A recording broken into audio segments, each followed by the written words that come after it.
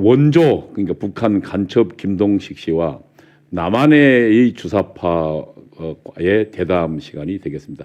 예, 우리 김동식 박사 나오셨습니다. 안녕하십니까? 예, 안녕하십니까. 반갑습니다. 제가 김동식 박사님을 처음 뵌 게 예. 어느 토론회장이죠. 그 자유민주연구원. 예, 자유민주연구원. 예, 토론회장에 갔는데 예. 두 사람은 그날 처음 봤어요. 예. 근데 말이 딱 아구를 맞춘 것처럼 똑같더라고요. 그래서 저도 그러니까요. 야 확실히 왜냐하면 제가 배운 게 다 이 북한에서 내려온 거니까 원조를 갖고 내려왔으니까 아구가 맞을 수밖에 없죠. 뭐. 그랬던 것 같습니다. 예. 그래서 참 우리 김동식 박사를 눈여겨 봤었는데 그동안 그래도 여러 번 김동식 박사하고는 뭐 책 쓴다고 만나기도 하고 뭐 여러 가지 일들도 함께 해봤었습니다. 근데 최근 들어서는 가장 자주 만나고 있는 것 같습니다. 김동식 박사는 그동안 또 정보기관에서 계속 계셨기 때문에 네. 밖에 활동이 그렇게 자유롭지는 않으셨죠. 예, 그렇습니다. 그러니까 제가 국정원 산하에 있는 그 국가안보전략연구원에서 연구원을 하다 보니까 사실은 뭐 대외 활동하는 게 그렇게 자유롭게 할 수 있는 상황은 아니고 저희는 또 연구소다 보니까 연구 보고서도 작성을 해야 되고 여러 가지 일을 뭐 안에서 이제 월급 거기서 타니까 월급 받으니까 월급 값을 해야 될 거 아닙니까? 그러니까 거기서 이제 글도 쓰고 그다음에 사실은 외부의 안보항인 같은 거는 하는데 뭐 어떤 세미나라든지 이런 데 나가서 하는 거는 사실은 좀 조심스러운 부분이 있어요. 그래서 가급적이면 잘 안 나가는 편입니다. 근데 지금은 제가 이제 연구원을 퇴직을 했기 때문에 자유의 몸이 됐으니까 자유롭게 이렇게 활동을 할 수 있는 거죠. 어쨌든 그래도 대한민국 입장에서 보면은 국정원이나 이 안보 관련 기관에서 보면은 북한에서 실제로 간접 교육을 받으셨고 그다음에 받으신 내용들이 예. 사실 대한민국 가장 중요했던 대한민국의 안보를 저해하는 간첩들의 교육에 관련된 예. 그리고 대남 사업들을 어떻게 했는가에 대한 내용들이잖아요. 예, 그렇습니다. 그리고 실제로 그것을 하셨었고 예. 두 차례에 걸쳐서 그렇기 때문에 그것에 가장 일선에 계셨던 분이기 때문에 우리 김동식 박사님의 경험과 그리고 그 판단들이 대한민국 안보에 굉장히 중요했을 거라고 생각이 듭니다. 저는 우리 김동식 박사님이랑 몇 번 대화 중에 있지만 김동식 박사가 왜 북한에서 이제 남쪽으로 넘어오기 전에 예. 그동안 지하 공작 사를 배우시잖아요. 네. 그러니까 그 이야기를 좀 해주시면 좋겠어요. 왜냐하면 그 내용에 정말로 우리가 들어야 될 내용들이 많더라고요. 그러니까 그게 이제 사실은 이름들은 다 빼고 하는 거죠. 지하공작사라고 하는 거는 사실은 그냥 뭐 관련 책들은 갖다가 조금씩 주는데 저희한테는 지하공작 역사를 가르쳐 주진 않습니다.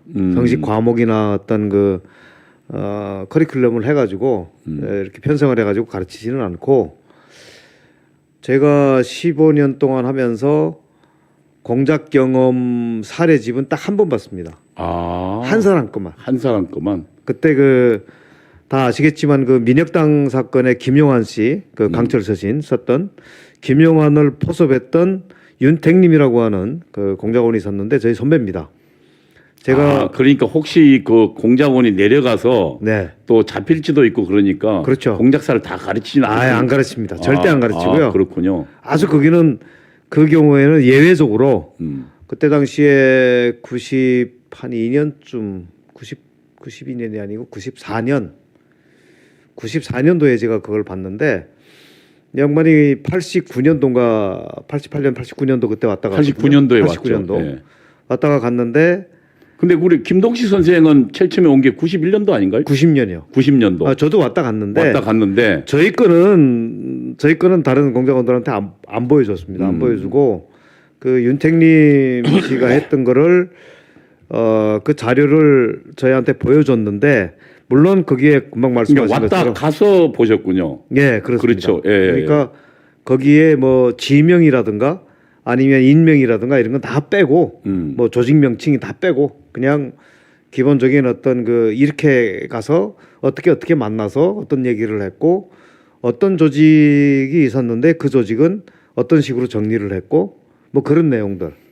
그래서 그냥 저는 이미 한 번 했기 때문에 한 번 왔다 갔기 때문에 그거를 딱 보는 순간에 아 이거는 이 사람이 어떻게 가서 어떤 일을 하고 왔구나라고 하는 걸 알고 있었는데 그렇죠. 대한민국을 왔다 이미 예. 간첩 공작을 한번 성공하고 갔으니까 예. 대한민국 사정도 잘 알 거 아니에요. 그렇죠. 그리고 남한의 주사파의 실태도 알고 계실 거고. 예. 그런데 그거를 처음 보는 사람은 사실은 그 무슨 얘기인지 모를 수밖에 없어요. 저랑 그때 조원 같이 있었는데 그 친구는 뭐 봐도 뭐 무슨 얘기인지 잘 모르고 그 외에는 그런 공작 경험을 저희한테 보여준 게 없습니다. 아, 없고 그렇군요. 하나는 뭐가 있냐면 옛날에 그 이제 광복 이후에 해방 직후에 성시백이라고 하는 그 거물급 간첩이 남한에 침투해서 했던 내용들을 김일성이 그 회고록이 있어요. 회고록이 있죠. 그 녹취록이죠. 그러니까 김일성 교시를 그대로 적어놓은 거하고 그 다음에 진보당 사건에 그 조봉암을 포섭했던 박종호라고 있거든요. 북한 간첩이에요, 그 사람들. 그 두 명이 사실은 북한에서는 김일성, 김정일이 제일 아끼는, 제일 사랑했던 거물급 간첩입니다. 성시백과 박종호. 박종호. 성시백 얘기는 제가 많이 어디 가서 했는데 박종호 얘기는 거의 안 했거든요. 그렇죠. 그런데 어쨌거나 그 두 사람에 대한 거는 박종호 얘기도 한번 해주시죠. 그 간단하게. 나중에 저 시간 되면 예. 그 성시백은 김일성 회고록, 박종호는 어떤 게 있었냐면 그거는 회고록은 아니고요. 그 북한의 덕성실기라고 해가지고 회상기 비슷한 게 있어요.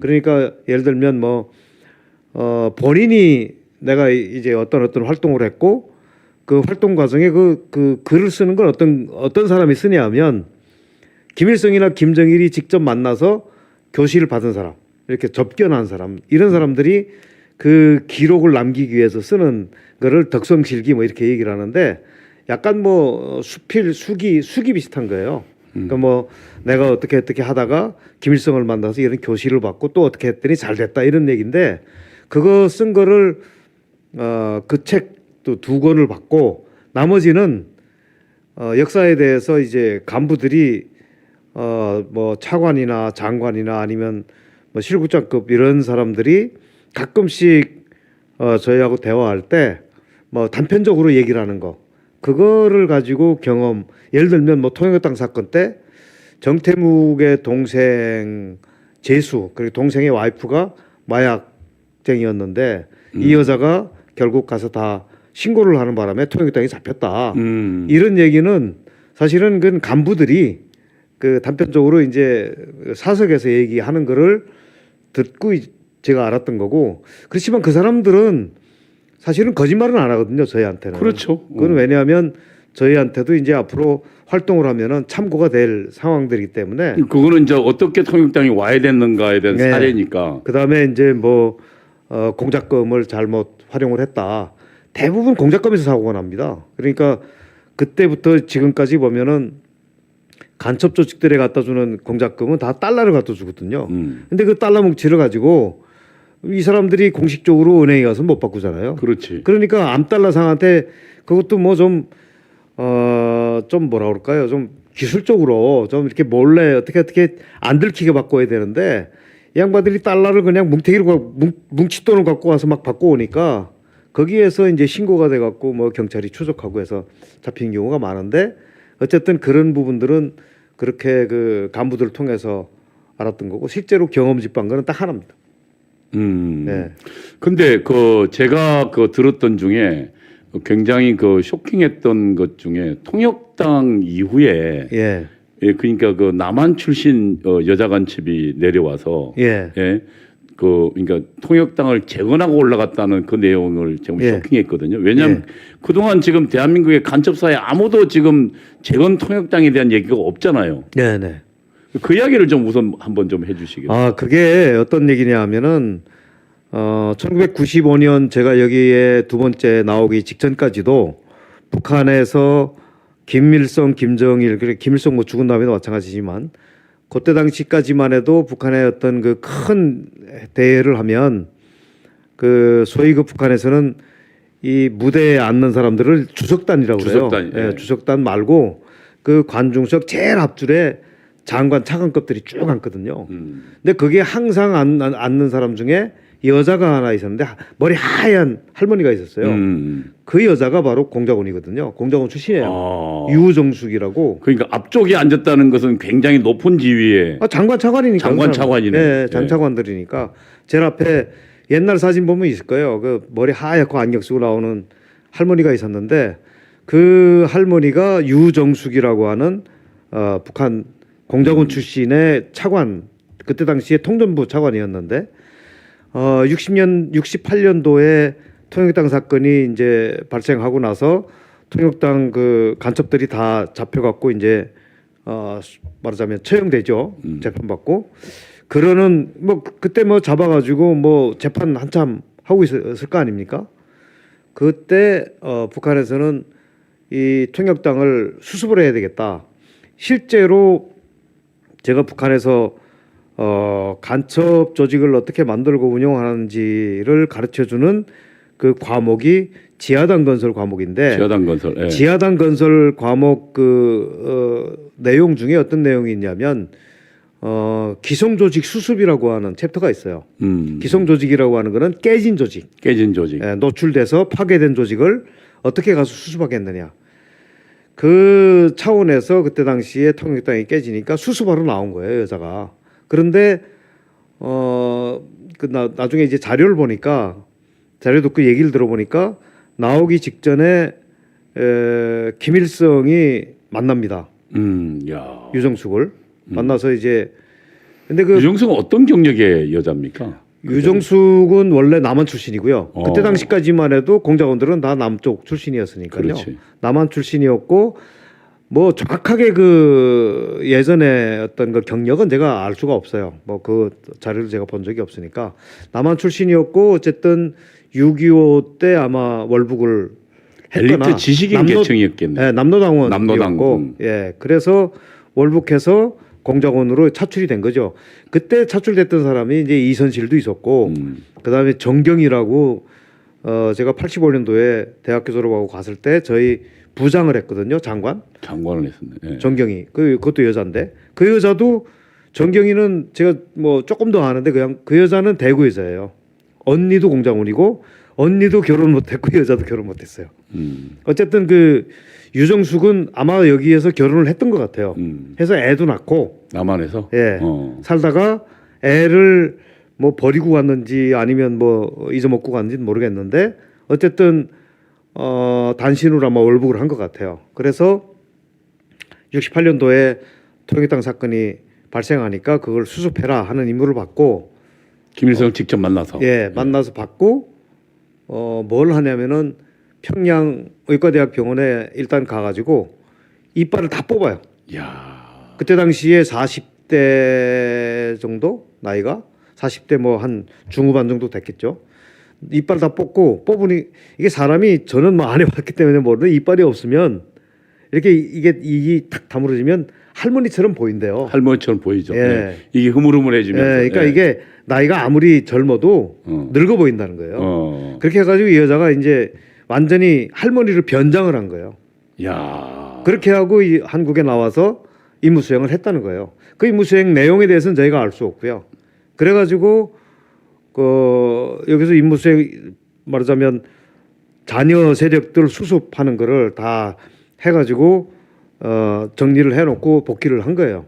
복귀했을 때 김일성이 또 만난 거예요. 너무 기분 좋으니까. 그래가지고 야, 참 너 여자가 대단하다. 그런데 어떤 자료에 나오는 거 보면 여기 나와서 뭐 어디 음식점에 들어갔었나 봐요. 들어갔는데 옛날에는 왜 그 음식점에서 밥 먹을 때 구두 닦기 하는 애들이 들어와서 아저씨들 왜 이렇게 구두 좀 달라고 그렇죠. 해서 예. 걷어갖고 나가서 닦아서 갖다 주고 그런 게 있었잖아요. 그러니까 그때 당시에 60년대 말이니까 그때 구두 닦기 하는 애들이 그 식당에 들어와가지고 뭐 구두를 다 모아가지고 나가는 그런 상황이 있었던 것 같아요. 근데 그때 딱 보니까 그 구두 닦기 하는 애가 자기 아들하고 똑같은 거야. 생긴 게. 그래가지고 가서 물어봤다 그러더라고요. 근데 자기 아들이 맞더라는 거예요. 근데 이 아들은 모르는 거야. 엄마를. 어. 그러니까 그냥 이 얼굴도 바뀌었으니까 또. 얼굴도 바뀌었지. 그러니까 이제 그 엄마가 봤을 때는 엄마는 아들을 알 수 있잖아요. 이 엄마는 직감적으로. 알지. 그러니까 가가지고 뭐 자기 남편을 닮았는지 하여튼 자기를 닮았든지 했으니까 알아봤겠죠. 그러니까 결국 아들을 만나고 혈육 간의 어떤 정도 이렇게 나누지 못하고 그냥 아들을 놔두고 왔다. 그 내용이 있어요. 아, 그러면 이제 그 뭡니까? 북한에서는 아주 영웅적인 아이고 그 혈육의 정을 영칭을 받았죠. 영웅칭으로 그랬겠네요. 예, 야. 그 할머니 영칭을 받았고 어쨌든 그 당시에 80년대 90년대에 북한의 그 여성 3인방이 있는데 대남 공작에 그 세 사람입니다. 그러니까 유정숙, 정경희, 그다음에 제가 데리고 왔던 이선실. 이선실. 예. 근데 이선실하고 정경희는 노동당 정치국 후보위원까지 했고 유정숙은 아마 제 생각에 노동당 위원까지 중앙위원회 위원까지 했던 것 같아요. 그러니까 정치국 후보위원까지는 못 갔고. 그러니까 지금 제가 이제 그게 굉장히 좀 그 관심 가는 대목이 뭐냐면 그러니까 어쨌든 통역당의 잔당을 수습했다는 거 아닙니까? 예. 보통 보면 그 뭐 우리 그 아시면 지하당을 건설할 때 우리가 이제 막스 레닌주의의 이제 지하당 건설 뭐 이런 것들에 대해서 배우잖아요. 우리도 이제 어릴 때 배우는데 그럼 보통 당 건설할 때 복선 포치하라 그러거든요. 예. 예, 그러니까 뭐 이렇게 줄을 하나 세우면 예. 예비를 하나 만들어 두고 얘는 활동을 예비는 안 시키잖아요. 그냥 잠잠게 있게 만들어 놓고 나중에 혹시 모르면 이게 이제 없어질 경우 다른 선을 살리려고. 근데 그거 아닐까요? 아, 그거는 아닙니다. 그건 아니에요. 이게 통역당이라고 하는 건 한계 조직이지 통역당 내에 또 조직이 있는 것도 아니고 통역당과 같은 조직이라고 있으면 그건 또 다른 조직입니다. 다른 조직이죠. 이 저 복선포치라고 하는 거는 뭐냐면 다른 조직을 만드는 거죠. 한개 지역 내에 예를 들면 서울에 A라는 조직이 하나 있다 그러면 B라는 조직도 만들어 가지고 나중에 A가 깨지면 B를 동원해 가지고 B를 이제 올려 세워 갖고 서울이라고 하는 지역을 움직이겠다 했을 때 이게 복선포치고. 그러니까 그 전에 그 민중당 내에 보면 몇 개 조직이 들어와 있잖아요. 서로 그렇죠. 다르게. 그런데 이제 그거는 복선포치가 맞는데 복선포치가 맞죠. 통역당은 이거는 합법 정당이 아니잖아요. 지하당이죠. 그 자체가 지하당이기 때문에 복선포치하고는 관계없고 아마도 그랬던 것 같아요. 그러니까 사실은 그 뭐냐면 단선 연계라고 해서 한 사람을 통해서 통역당하고 연계가 돼 있어야 되는데 통역당은 사실은 몇 개 라인이 있었어요. 제가 아는 것만 해도 2개 라인인데 하나는 뭐냐면 김종태 라인이고요. 라인. 하나는 최영도 라인이에요. 저 전라도 임자도 그러니까 임자도 면장했던 사람. 원래 거기서 시작했잖아요. 원래 거기서 시작했는데 그러면 그때 당시에 이제 북한이 원래 대남 공작 그 간첩 뭡니까 그 원칙상에는 원칙적으로 하면 어떻게 해야 되냐면 최영도로부터 시작했기 때문에 최영도하고만 연락을 해갖고 김종태도 그쪽으로 연기를 시켜야 되는데 네. 이거를 끊어가지고 김종태는 김종태대로 딸이 연기를 시킨 거예요. 그러니까 이게 2개 라인이 있었던 거예요. 그리고 제가 봤을 때는 정태묵도 좀 다른 라인이었지 않을까 싶어요. 그러면 이게 사실은 그러면 이게 왜 이 문제가 되냐면 이 중에 하나만 들통이 나면 이거 다 작살나는 거예요. 다 작살나는 사실은 그래서 작살난 거예요. 이게 원래는 전라도당 그러니까 이제 뭡니까 그 정태묵을 위주로 해서 전라도당 김종태를 중심으로 해서 서울시당 그다음에 최용도는 사실은 연락 거점으로 활용을 했어요. 이 사람은. 그런데 한쪽이 잡히다 보니까 이 3개 망이 그냥 다 털린 거죠. 다 털린 거죠. 그 원래 김종태도 그래서 서울시당 원래 서울시당 위원장입니다. 서울시당 위원장이었고 전라남도는 최용도가 하면서 그 밑에 정태묵이 있었고. 원래 정태묵이 원래는 그 전에 6.25 때 전라남도 도당 간부를 했어요. 그러니까 그 최용도보다는 더 위에 있었고 최용도는 저 면단위에 있었고 면단이 있었고. 근데 최용도를 먼저 최용도하고 이 라인이 닿는 바람에 그쪽을 이렇게 토파서 들어온 타고 거죠. 들어온, 예, 타고 들어온 거죠. 그러면은 왜냐하면 이제 제가 왜 그거를 자꾸 여쭤보냐면 이 이제 그때 이제 우리 주사파가 쫙 퍼질 때 예. 지금 알기는 이제 전부 학생 운동이 주사파 퍼지는 과정에 이 그 뭡니까 그 김영환의 역할만 지금 되어 예. 있거든요. 그러니까 김영환이 이 뭡니까 그 이 문을 글을 써가지고 그래서 이제 김영환의 강철 서신이 폭발적 반응을 물론 폭발적 반응을 일으키고 예. 왜냐하면 당시 운동권에는 이 막스 레닌주의 기계적인 어떤 과학적 운동론 해가지고 그런 것만 이야기하다가 예. 갑자기 운동가의 품성, 자질 뭐 그다음에 이런 것들 이야기하니까 굉장히 좀 센세이션했거든요. 예. 예? 그리고 이제 그 사실은 좀 뭔가 좀 차가운 예. 그런 그러니까 이론만 있다가 이게 사람 냄새가 났단 말이에요. 그래서 이제 김영환이 강철 서신이 굉장히 영향을 많이 미쳤는데 문제는 내가 이제 연세대학교에 이제 그 주사파를 갖고 들어온 주체상을 갖고 들어온 친구의 얘기를 들어보니까 그 친구는 이제 그 82학번이에요. 네. 그러니까 그 김영환과 같은 건데 얘 친구는 원래 주사파가 아니에요. PD로 해서 연세대학교 학생 운동을 하다가 연대 행정학과를 나오고 학생 운동을 하다가 어디로 간 성남에 들어갔다고요. 예. 그 성남이 옛날부터 또 그 운동권이 그 거점이거든요. 그리고 또 그 성남에 또 뭐 무슨 그 뭡니까 시위 운동도 있었잖아요. 그 성남에 그 이주민들 그 시위도 스트라이크도 네. 있었고. 근데 어쨌든 그 성남에 갔는데 그 친구는 자기는 강철이나 이런 애들이 아니고 네. 성남에 있는 노 운동가한테 예. 주체 사상에 대해서 교육을 받았다는 거예요. 그리고 그러니까 북한 방송도 듣는 내용을 듣고. 예. 그래서 그 친구가 그때 그 김일성 논문 주체 사상의 대화를 가지고 연세대학교 역으로 왔다는 거예요. 그런데 그럼 이제 연세대학교 같은 경우는 그러면 최초의 주체상이 온 게 김영환 강철 서신이 아니고 다른 라인을 통해서 온 거거든요. 아, 그러겠죠. 그다음에 또 하나 예를 들면 86년도 건대 사태를 저는 이제 그때 그 학생 운동이 있었으니까 건대 사태를 보면 그때 이제 건대 사태가 뭐냐면 주사파가 학생 운동을 전부 휘어잡는 과정이거든요. 그래서 그때 이제 뭐 100몇 개 대학이 예. 그 건국대에 집결한다고요. 그러면서 이제 그 처음으로 NLPDR로 통일되는 거예요. 예. 민족해방 인민민주혁명론으로 예. 혁명론이 통일되는 거거든요. 주체사상까지는 완전히 통일이 안 됐지만 예. 그런데 그때 보면 지역의 다른 대학에서 보면 이름이 아직 PD 그대로는 채로 딸려온다고요. 예.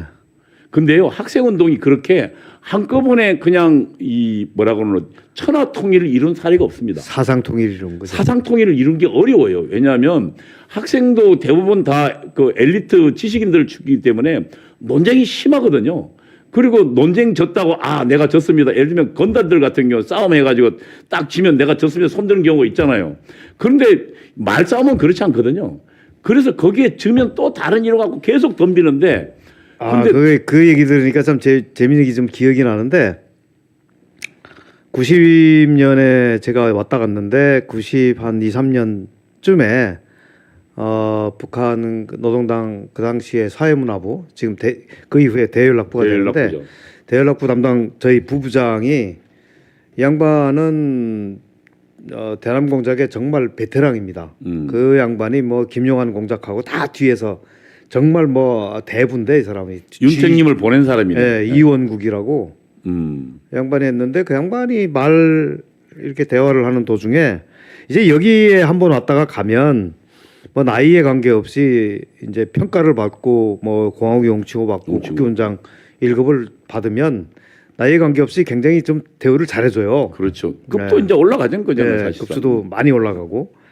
근데 그렇게 되다 보면 이런 분들이 그 고위급들이 와가지고 식사를 하면서 좀 내밀한 얘기들을 많이 해요. 뭐 딱히 이름을 찍어서 얘기하는 건 아니지만 그냥 이렇게 지나가는 얘기로. 왜냐하면 이제 그 성공한 공작원들이니까 이제 앞으로 다 믿는 자기들 저 뒤를 이을 사람들이니까. 이렇게 저렇게 해서 이제 이 경험이랑 지식이랑 이제 전수를 해주는 거죠. 근데 그때 무슨 얘기를 했냐면 조금 있으면 PD와 NL이 통합이 될 거다. NL도 통합이 될 거다. NL도 그렇게 얘기를 하더라고요. 그러니까 그때 90년대 초에 그러니까 90년 제가 나올 때만 하더라도 그때도 그 골머리를 굉장히 많이 앓았거든요. 많이 앓았죠. 왜냐하면 PD가 계속 저 과격투쟁으로 갔잖아요. 그렇죠. 극진적인 PD는 헌법제정 민중회의 뭐 이런 노동 해방해야 된다고 그러고 계급 해방해야 된다고 가니까 이쪽은 민족 해방부터 하자. 그래가지고 노선이 계속 부딪혔는데 결국은 그때 당시에 그 북한에서 노렸던 거는 PD를 저거를 와해를 시키거나 아니면 잡아먹거나 해서 지금 바로 계급 해방 가자면 굉장히 과격했거든요. 그때 그렇죠. 당시. 왜냐하면 사유재산 철폐하고 바로 계급 해장으로 가자는 거니까 당시 굉장히 과격한 주장이라고. 그러니까 그거를 좀 완화시켜서 이거를 포섭을 해갖고 다 말하자면 흡수를 해야 되는데 굉장히 그때 보니까 그랬던 것 같아요. PD 계열을 누가 과연 장악하고 지휘를 하고 있는지 그거를 그때 당시에는 몰랐던 것 같기도 하고 그런데 그 한 2, 3년 사이에 그 저희 그 부부장이 하는 얘기가 한 2, 3년 딱 지나니까 그러는 거예요. PD도 이제는 다 정리가 된다. 먹었다. 어. 먹었다. 이제는 NL로 다 통합된다. 통합된다. 근데 그게 금방 말씀하신 그 건대 사태를 계기로 해서 다 모인 거예요. 그때. 그러니까요. 그러니까 제가 참 그게 이게 굉장히 의문점 중에 하나가 곳곳에서 보면 그러니까 지방 같은 데도 보면 그러니까 예를 들면 그 당시 이제 그 9학년 그러니까 네. 김영환이가 그 학생운동회 조직 국학생 연맹이거든요. 국학생 연합인데 9학년의 조직이 이제 대충 패드산이라고 그래요. 그 연대 사업선. 그 선이 이제 조혁이가 갖고 있었거든요. 예. 조혁이가 이제 그 9학년의 직계로 연대 그 조직을 갖고 있었다고. 그리고 이제 당시에 그러니까 김영환이가 터질 때도 조혁은 살아남아서 이제 반미청년을 만들고 전대원 만들거든요. 근데 그 조혁이가 갖고 있던 연대 사업선이 주로 서울 중심이에요. 지방까지 완전히 장악이 안 됐거든. 그런데 그때 당시 완전히 일거에 싹 장악당하는데 그게 이제 물론 김영환이란 명성도 있었겠지만 내가 보기에는 뒤에서 있은 거예요. 배우 조정한 거예요. 뒤에 배우 조정이 있었던 거예요. 예. 그리고 어떤 지방대학 같은 경우는 이름도 아예 그냥 PD로 삼민주의 이름으로 민족, 민중, 민주 이게 그 삼민주의거든. 예. 그 이름 그대로 삼민투 이름으로 우리 건대 투쟁이 왔더라고요. 그 이야기는 뭐냐면 이 뭔가 보이지 않는 힘에 밀려서 온 거라고요. 그래서 이제 우선 저는 첫 번째 아까 이제 그 이야기하고 더불어서 보면은 그러면은 적어도 그러니까 김영환처럼 이제 외부에서 끄는 힘이 있었다면 내부의 조직적으로 뒷받침하는 힘이 분명히 작용했다. 그러니까 이게 북한의 대남 공작이 나중에 97년도에 어떤 사건이 벌어집니까? 그때 당시에 부부 공작조가 왔다가 울산에 왔다가 잡히는데 그때 잡히고 나서 그 간첩 사건이 있었던 게 뭐냐면 서울대학교 교수였던 고영복 교수가 잡히잖아요. 그리고 서울 지하철공사에 있었던 사람이 잡히고요. 근데 그 두 사람은 그냥 그때 당시에 잡혔으니까 말이지 안 잡히고 죽었거나 아직도 있는 사람들이 얼마나 많겠어요. 그러니까요. 이게 그러니까 그 사람들은 이미 그 전에 심어놨던. 그럼요. 예. 그 50년대, 60년대 지금 제가 제 유튜브에서 이제 계속 이제 앞으로 할 건데 대남 공작 역사에 대해서 어떻게 북한이 공작을 해왔는지 사실 앞서 말씀드린 것처럼 통역당이라고 하는 것도 그 유중숙 같은 경우는 이제 재건을 하러 나오는데 이제 나중에 그 60년대 말 70년대 초에 보면 공작원들을 침투시켜 가지고 간첩들을 그 통역당이 일단 오픈이 돼 가지고 이제 언론을 통해서 알려졌잖아요. 그러니까 간첩망을 만들 때 우리 통역당 만든다 그러고 만들어요. 이름을 그렇게 써요. 이름을 그러면 사람들이 쉽게 이해가 되니까. 그러니까 좌파들은 알지. 예. 그러니까 이름을 쓰더라고요. 그러니까 뭐 예를 들면 우리는 통역당 경상남도 지역 지부야. 우리는 뭐 전라북도 지부야 해가지고 간첩들을 보낼 때 너는 통역당 전북 지도부를 만들어라. 너는 경남 지도부를 만들어라. 너는 경북 지도부를 만들어라 해서 간첩들을 그렇게 보내요. 근데